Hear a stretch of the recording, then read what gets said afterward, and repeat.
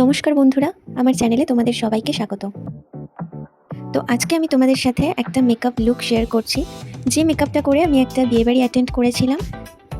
তো তোমরা এই ভিডিওতে দেখতে পাবে স্টেপ বাই স্টেপ কীভাবে আমি মেকআপ লুকটা ক্রিয়েট করছি। তার জন্য পুরো ভিডিওটা দেখার অনুরোধ রইল। আশা করছি আমার এই ভিডিও থেকে তোমরা মেকআপ সম্পর্কে অনেক কিছু টিপস অ্যান্ড ট্রিক্স জানতে পারবে এবং কোন প্রোডাক্ট কার পরে ইউজ করতে হবে সে বিষয়েও তোমাদের একটা ধারণা হয়ে যাবে। তো চলো আর বেশি কথা না বলে ভিডিওটা শুরু করা যাক। তো দেখতে পাচ্ছ বন্ধুরা, প্রথমেই আমি একটা ওয়েট ওয়াইপস নিয়ে নিয়েছি। এখানে আমি ফেস ক্লিন করার জন্য গার্নিয়ারের মাইসেলার ওয়াটারটা ইউজ করছি। মেকআপ স্টার্ট করার আগে ফেস ক্লিন করাটা খুব ইম্পর্টেন্ট। এতে করে তোমার মেকআপটা ভালোভাবে তোমার স্কিনে অ্যাবজর্ব হবে এবং স্কিনটা আরও বেশি গ্লো করবে। তারপরেই আমি এখানে ইউজ করে নিয়েছিলাম এই টি ট্রি টোনার। এই টোনারটা খুবই ভালো, এটা আমি skin care daily skin care routine হিসেবেও ব্যবহার করে থাকি। তারপরেই আমি আমার স্কিনে অ্যাপ্লাই করে নিয়েছি একটা ময়শ্চারাইজার, যেটা ছিল ডি কন্ট্রাস্টের ময়শ্চারাইজার। এই ময়শ্চারাইজারটা স্কিনে খুব ভালো অ্যাবজর্ব হয়ে যায় এবং স্কিনটাকে অনেকটা হাইড্রেট করে। তারপরেই আমি আমার স্কিনে অ্যাপ্লাই করে নিয়েছি রিকোডের গ্রিপ প্রাইমার। এই প্রাইমারটার অনেক ভালো রিভিউ আছে, তোমরা অনলাইনে দেখতে পারো। আর এই প্রাইমারটা ইউজ করে আমি পার্সোনালি খুবই হেল্পফুল হয়েছি, কারণ আমার মেকআপটাকে অনেক বেশি লং লাস্টিং করেছে এবং অনেক গ্লো করেছে মেকআপটাকে। তারপরেই আমি এখানে ইউজ করে নিচ্ছি রিকোডের স্প্রে সিরাম। এটা অয়েল আর ওয়াটার আলাদা থাকে, তো এটাকে ভালোভাবে ইউজ করার আগে নেড়ে চেড়ে নিতে হয়, যাতে অয়েল আর ওয়াটারটা এক জায়গায় হয়ে যায়। তারপরে এখানে আমি আমার অরেঞ্জ কারেক্টার নিয়ে যেখানে যেখানে ব্ল্যাক স্পট আছে বা প্যাচেস আছে সেই জায়গাগুলো রিমুভ করে নিচ্ছি। তারপরেই কারেক্টারটা ভালোভাবে ব্লেন্ড করে নিতে হবে স্কিনের সাথে, আর অবশ্যই ব্লেন্ডারটাকে ভিজিয়ে নিতে হবে ভালোভাবে। যদি তোমরা ব্লেন্ডার না ভিজিয়ে অ্যাপ্লাই করো ফেসের ওপরে প্রোডাক্ট, তাহলে কিন্তু ফেসের সমস্ত প্রোডাক্ট ব্লেন্ডারে অ্যাবজর্ব করে নেবে, তখন কিন্তু স্কিনে কোনো প্রোডাক্টই লাগবে না। তাই ব্লেন্ড করার আগে ব্লেন্ডারটাকে ভালোভাবে ভিজিয়ে নেওয়া কিন্তু খুবই জরুরি।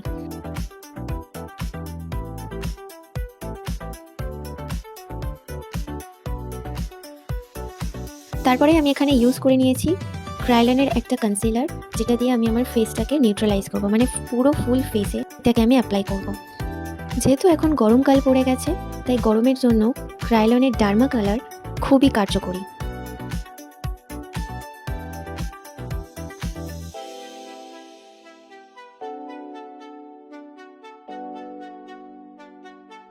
এখানে আমি আমার ব্লেন্ডিংয়ের সুবিধার্থে একটা ছোট ব্লেন্ডার ইউজ করছি ছোট এরিয়ার জন্য, চোখের নিচে, নাকের পাশে, এই জায়গাগুলো ছোট ব্লেন্ডার দিয়ে ব্লেন্ড করলে খুব ভালো ব্লেন্ড করা যায়।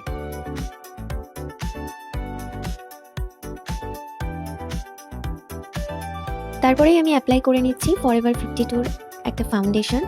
এই ফাউন্ডেশনটা খুবই ভালো একটা ফাউন্ডেশন, একটু কস্টলি, বাট এই একটা ফাউন্ডেশন কিনলে অনেক দিন চলে যায়। বিশ্বাস করো বন্ধুরা, এত ভালো অ্যাবজর্ব করে নেয় স্কিনের সাথে, আর স্কিন টোনের সাথে এত ভালো ম্যাচ হয়ে যায় যে এই ফাউন্ডেশনটা অ্যাপ্লাই করলে, একবার ইউজ করলে আর অন্য কোনো ফাউন্ডেশন অ্যাপ্লাই করার ইচ্ছেই হবে না। আর অবশ্যই গলা, কান এগুলোতেও কিন্তু ফাউন্ডেশন অ্যাপ্লাই করতে হবে, যাতে ফেস আর গলা দুটো যেন আলাদা না হয়ে যায়। এরপরেই আমি অ্যাপ্লাই করে নিচ্ছি ফরএভার 52 কনসিলার। এখানে আমি দুটো শেড মিক্সড করে নিয়েছি। এক্স্যাক্টলি কোন দুটো শেড মিক্সড করেছি সেটা আমার মনে নেই। তোমরা যদি জানতে চাও তাহলে কমেন্ট বক্সে কমেন্ট করো, আমি অবশ্যই জানিয়ে দেবো।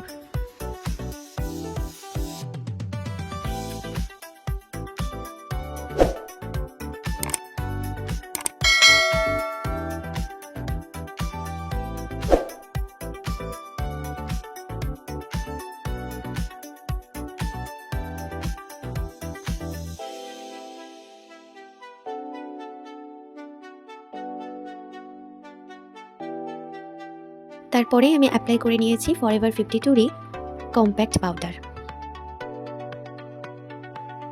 এখানে আমি ব্রোঞ্জার অ্যাপ্লাই করছি। এই ব্রোঞ্জারটা আমি আমার একটা আইশ্যাডো প্যালেট থেকে নিয়েছি। প্রিটি অলসেট যে আইশ্যাডো প্যালেট আছে সেখানেই ব্রোঞ্জার, ব্লাশার এগুলো পেয়ে যাবে তোমরা। তো এই একটা আইশ্যাডো প্যালেট কিনলে কিন্তু eyeshadow palette with bronzer, with blusher, highlighter সব কিছুই পেয়ে যাবে। তো আমি সেই প্যালেট থেকেই এখানে ব্রোঞ্জার অ্যাপ্লাই করে নিচ্ছি।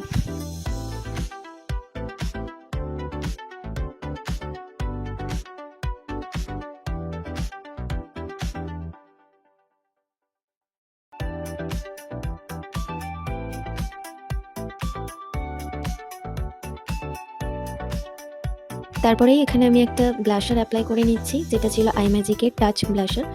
তো এখানে 6টা শেড তোমরা পেয়ে যাবে।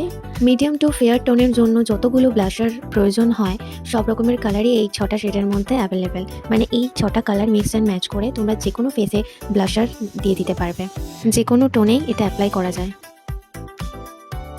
তারপরেই আমি এখানে অ্যাপ্লাই করছি ক্রায়োলনের ট্রান্সলুসেন্ট পাউডার, মানে যে পাউডারটা দিয়ে আর কি আমার মেকআপটাকে সেট করব, সেই পাউডারটা আমি এখানে অ্যাপ্লাই করে নিচ্ছি। এখানে আমি মিস ক্লিয়ারের একটা আইব্রো কিক থেকে আমার আইব্রো ডিফাইন করে নিচ্ছি। তো ফোনের ক্যামেরাতে আমি ভালোভাবে আইব্রো ডিফাইন করতে পারি না, তো সেই কারণে আমি একটা আলাদা আয়না নিয়ে নিয়েছি, যেটা দেখে আমি এখন আইব্রোটা ডিফাইন করছি। তো আমার আইব্রোতে কিন্তু একটা কাটা দাগ আছে, তো আমি চেষ্টা করছি সেই কাটার দাগটাকে হাইড করার, আইব্রো শেপটা এমনভাবেই করার যাতে আমার কাটা দাগটা হাইড হয়ে যায়। জানি না ক্যামেরায় তোমরা কতটা ভালোভাবে বুঝতে পারছো, বাট একটা কাটা দাগ তোমরা লক্ষ্য করলেই দেখতে পাবে।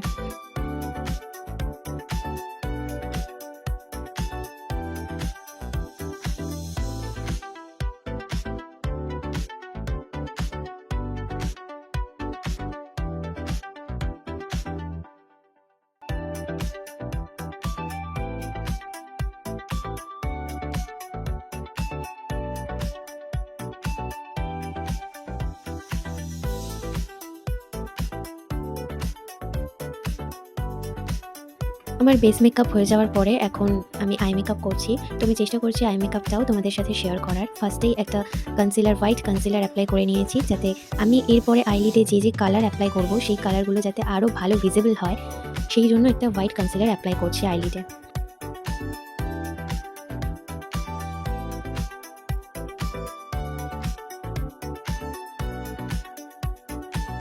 এরপর কম্প্যাক্ট পাউডার দিয়ে আমি আইলিডের কনসিলারটাকে সেট করে নিচ্ছি, যাতে কোনো রকম ক্রিজ না পড়ে যায়। যদি কোনো রকম ক্রিজ পড়ে যায় তাহলে আইশ্যাডো অ্যাপ্লাই করার পরে সেটা লাইন লাইন হয়ে যাবে, আর সেটা দেখতে কিন্তু একদমই ভালো লাগবে না। তো প্রথমেই আমি একটা লাইট ব্রাউন কালার অ্যাপ্লাই করছি এবং এই কালারটাকে ভালোভাবে স্মাচ করে নিতে হবে। তারপরেই আমি এখানে একটা ডার্ক মেরুন কালার অ্যাপ্লাই করে নিচ্ছি।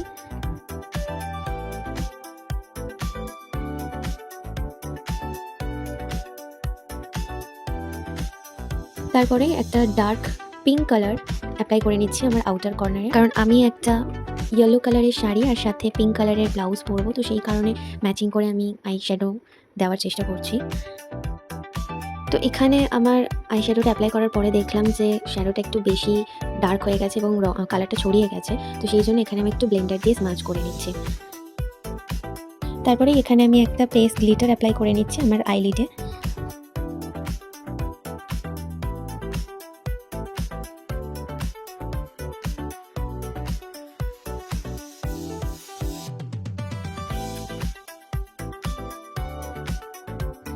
তো এখানে আমি কোনো রকম লাইনার ইউজ করিনি, আমি ল্যাশটা পরার চেষ্টা করছি। তো ল্যাশটা আমি ফাইনালি পরতে পারিনি, এইভাবে ভিডিও অন করে আমি ল্যাশটা পরে এসেছিলাম, তো তোমাদেরকে দেখাতে পারিনি ল্যাশ ইউজটা কীভাবে করেছি আমি। তো যাই হোক, তারপরে আমি এখানে হাইলাইটার ইউজ করে নিচ্ছি। তো চলো, ফাইনালি আমার মেকআপ লুক ডান। তো আপাতত লিপস্টিকটা এখনও পরিনি, লিপস্টিকটা আমি অফ ক্যামেরায় পরে নেব। তো তারপরে দেখো এরকম একটা লুক হয়েছে। তো লুকটা কেমন হয়েছে দেখে জানিও অবশ্যই। জানি না ভিডিওতে কতটা ক্লিয়ার হচ্ছে, কতটা ক্লিয়ার তোমরা দেখতে পাচ্ছ, বাট ট্রাস্ট মি, মেকআপটা এত ভালো গ্লো করছিল, এতটা গ্লোই হয়েছিল, তো সত্যি খুব ভালো লাগছিল দেখে। তো আমার আজকের ভিডিও এই পর্যন্তই। আজকের মেকআপ লুকটা কেমন ছিল সেটা অবশ্যই কমেন্টে জানিও। ভিডিওটা ভালো লাগলে একটা লাইক করে দিও আর চ্যানেলটিকে সাবস্ক্রাইব করে পাশে থেকো। Thanks for watching.